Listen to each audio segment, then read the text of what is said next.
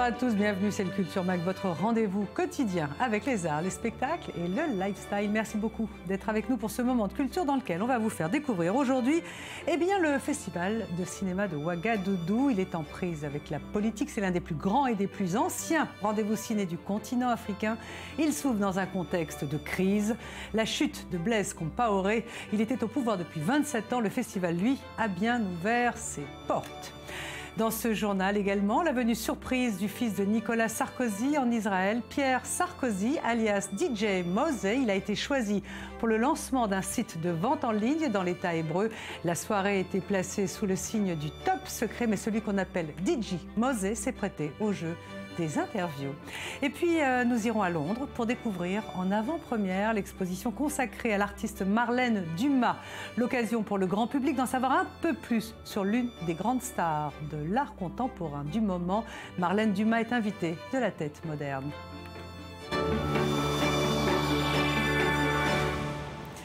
Voilà pour le sommaire. Merci d'être avec nous. Direction les États-Unis avec, allez, un petit clin d'œil. En marge de la venue du Premier ministre israélien aux États-Unis, nous avons cherché sur la toile et dans la presse comment les cartoonistes israéliens voyaient cette visite et ce discours. Le résultat est édifiant. Vous le voyez, le célèbre dessinateur Guy Morad a vu les choses à sa façon dans le journal Yehodiot à Aharonot. Idem pour l'ami Kishka. Nous partons maintenant au Burkina Faso, le pays des hommes intègres. 4 mois après la chute du président Blaise Compaoré, qu'en est-il de la culture sous le nouveau régime? Eh bien, les observateurs attendaient beaucoup du célèbre festival du film de Ouagadougou. La 24e édition s'est ouverte, mais sur une petite polémique différente. Le film Timbuktu allait-il ou pas être programmé? Il l'a été. Le récit, Daniel Campos avec Sandy Fortis.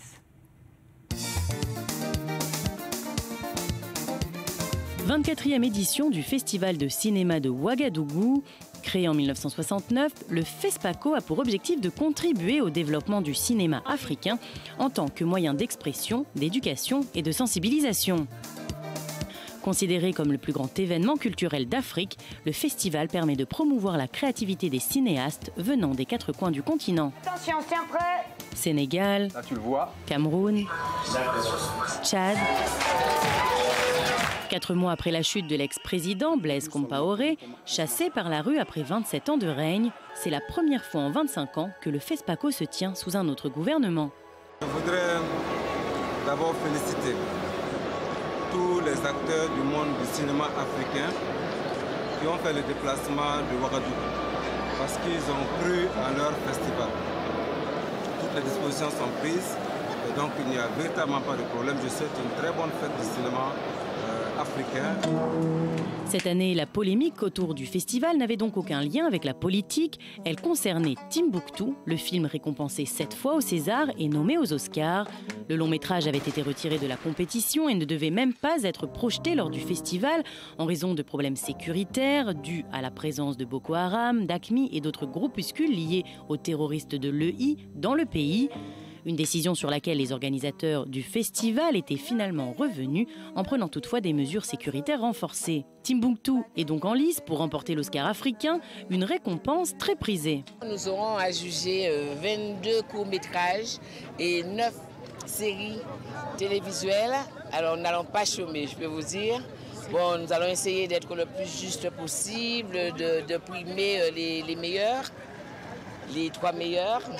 Entre musique, danse et projection, le grand vainqueur de cette année sera de toute façon le festival lui-même. Vu la diversité des œuvres qui sont présentées, voilà, on a eu tous peur à un moment donné que le festival n'ait pas lieu. Il a lieu et c'est ça le plus important, à mon avis. Un festival de cinéma que l'on va suivre bien évidemment. Tout de suite, tout à l'heure, la visite surprise du fils de Nicolas Sarkozy, celui qu'on appelle DJ Mosey, a fait la fête à Tel Aviv pour le lancement d'un site de vente en ligne. Mais en attendant, on va partir à Londres sur les traces de Marlène Dumas. C'est le highlight du jour. Il est choisi par Daniel Campos avec Sandy Fortis.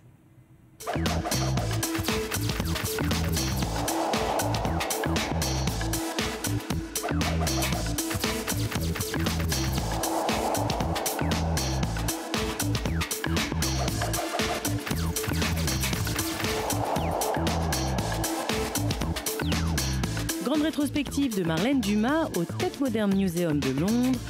The Image as Burden, l'image comme fardeau, reprend la chronologie des œuvres de la peintre sud-africaine, faite pour la majorité de représentations fantomatiques de visages humains et parfois de leur corps qui semblent sans vie. À travers les 14 galeries minutieusement installées, l'artiste de 61 ans qui vit à Amsterdam depuis les années 70 montre pourquoi, même si son nom ne fait pas les gros titres, elle est l'une des figures artistiques les plus respectées de sa génération. Son travail rappelle les gestes picturaux de l'expressionnisme, tout en combinant la distance de l'art conceptuel avec les plaisirs de l'érotisme. Marlène Dumas peint des célébrités, des top modèles, des acteurs porno, des terroristes, des tyrans, des personnes décédées, des personnages fictifs et des enfants.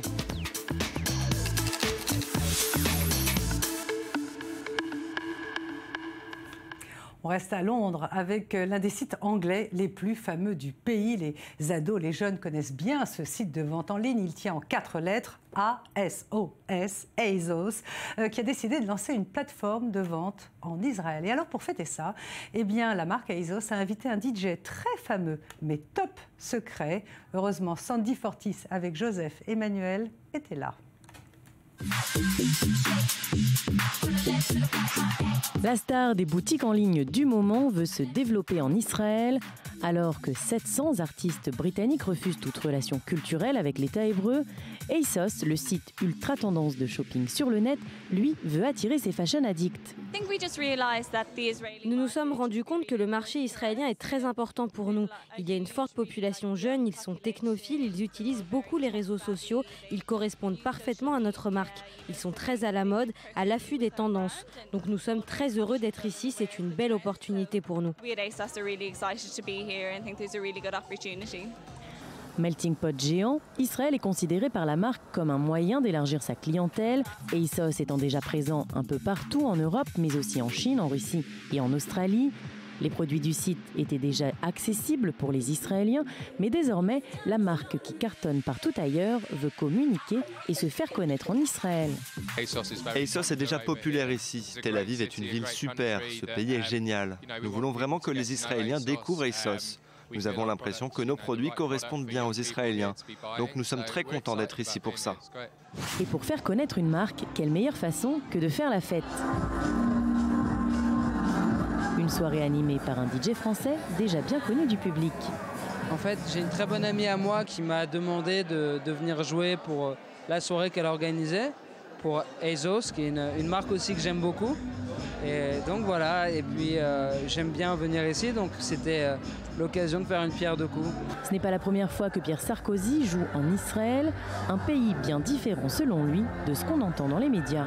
C'est quelque chose qu'on ne voit pas forcément de l'extérieur, parce que quand on évoque Israël à travers les médias, c'est souvent pour des sujets graves et sensibles, mais il y a une vraie ouverture d'esprit dans cette ville qui m'a surprise. Une énergie et un côté laid back et une vraie tolérance à l'égard de la communauté homosexuelle par exemple. Et ça, j'avoue que c'était une surprise positive. Une soirée pour une marque britannique en Israël, animée par un DJ français, un exemple de plus de collaboration réussie. Vive la France, vive l'Israël, vive l'Angleterre. On a envie maintenant de vous faire découvrir le livre des livres. Ça s'appelle Granta. Si vous aimez lire, c'est l'occasion. Granta, c'est l'une des plus grandes revues littéraires anglaises qui publie des histoires courtes, des nouvelles. C'est un peu l'équivalent en France de la revue Décapage ou du Paris Review of Books.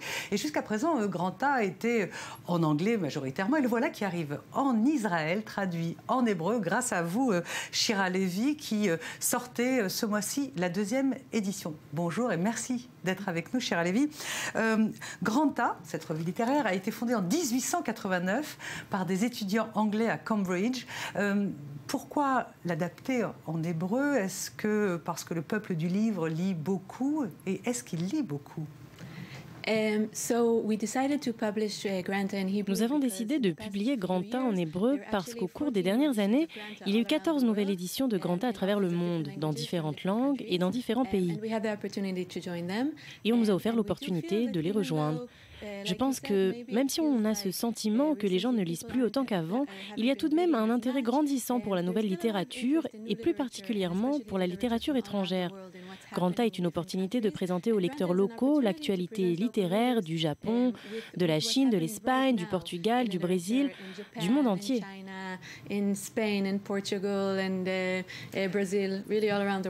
Alors, on va rentrer un peu plus dans les détails, si vous voulez bien, Shira Levy. Dans la version américaine de Granta, il y a eu les plus grands, je vais les citer en vrac, Raymond Carver, Alice Munro, Julian Barnes, Saul Bellow, Doris Lessing, Salman Rushdie, bref, la liste est longuissime. Dans l'adaptation en hébreu de Granta, qui exactement voulez-vous mettre en avant? Des auteurs israéliens connus ou des auteurs israéliens en devenir? Il est vrai que dans la version anglaise, il y a des travaux de grands écrivains très connus, mais ça n'a pas toujours été le cas. Une des choses les plus intéressantes chez Granta, c'est que depuis le début, il publie des écrits de personnes qui sont ensuite devenues connues, comme Salman Rushdie, Ian McEwan ou Paul Auster. Et c'est ce qu'on espère faire également à notre tour, présenter de jeunes écrivains, des voix nouvelles, aux côtés d'écrivains établis. Comme ça, eux aussi auront l'occasion de devenir célèbres, puis établis avec les années. Et en israélien, qui par exemple? Nous avons des personnes très intéressantes comme Iyad Barghouti par exemple. C'est un auteur de Saint-Jean-d'Acre dont la nouvelle a été publiée à Beyrouth, mais pas en Israël. Yehuda Shenhav, un excellent traducteur, en a traduit une partie en hébreu et c'est la première fois donc qu'elle est publiée en hébreu.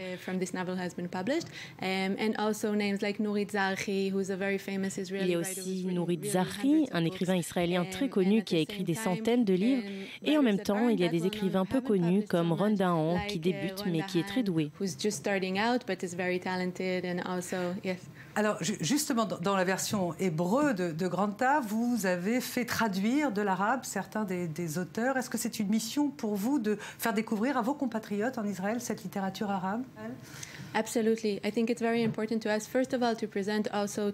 Absolument. Je pense que c'est très important pour nous de dire au monde qu'ici, il n'y a pas que des écrivains juifs.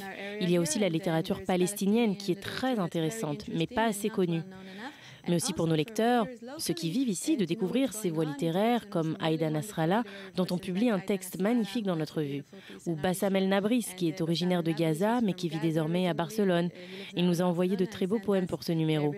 Pour nous, c'est vraiment très important. Est-ce que vous donnez aux Anglais, à la maison mère d'une certaine façon, à Granta, est-ce que vous donnez aussi des auteurs israéliens? Est-ce qu'ils vous prennent des auteurs israéliens? Tout à fait. Salman Atour, un très bon écrivain qui avait publié dans notre premier numéro, a été traduit en anglais, puis publié sur le site de la version britannique de Granta. Nous avons d'ailleurs eu de très bons retours à ce sujet. Shimon Adaf, qui a également publié des travaux dans notre premier numéro, a été traduit en espagnol pour le Granta espagnol. Edgar Keret a récemment été publié dans le Granta brésilien, et j'espère que ce genre d'expérience se renouvellera. Non, je vous pose la question parce qu'il y a eu dans la presse anglaise une liste d'artistes anglais qui ont appelé au boycott d'Israël. Donc je me demandais si c'était facile maintenant de faire des échanges culturels entre l'Angleterre et Israël. Le Granta anglais a été très accueillant et nous avons de très bonnes relations. Notre nouvelle version de Granta Israël a suscité diverses réactions, mais notre intention est réellement d'ouvrir le dialogue et de présenter de nouveaux auteurs et de nouvelles pensées dans cette revue. Et avec de la chance, nous rencontrerons au moins un peu de succès. Merci Shira Levy. Je rappelle Granta, que je ne vais pas mettre à l'envers. Merci beaucoup d'être venu sur le plateau du Culture Mag. Merci beaucoup. Voilà, c'est une interview qui a été enregistrée avant ce journal. On va se quitter en musique avec le clip de Lucille Cruz, un collectif international qui mixe musique et design. On va se retrouver demain à la même heure pour un nouveau journal de la culture, juste après Lucille Cruz et l'info qui continue sur i24 News. Merci. Let them scream big city, city lights so pretty. So with your army and glass of steel, where the hustlers laugh to still. As we hustle for these meals, kicks is pinned in the bills. It feels shots like banana clips. When on my beam or Tel Aviv mix. You know my hood so sick, let mommy thigh so thick. Stack chips worldwide, homicide and shot fake code, say style. Jay Wu child above the skyline. This let me skydive, sky high, chest first for the paper. Since the punches at a high rise, 5 on my these Birdland vibes, where you can find me on the plots. Because I'm known on the spot well. Cause it's the place where you feel alone. Cause everybody's your friend. I know the streets never end. Cause the world was never end. How you living? Well,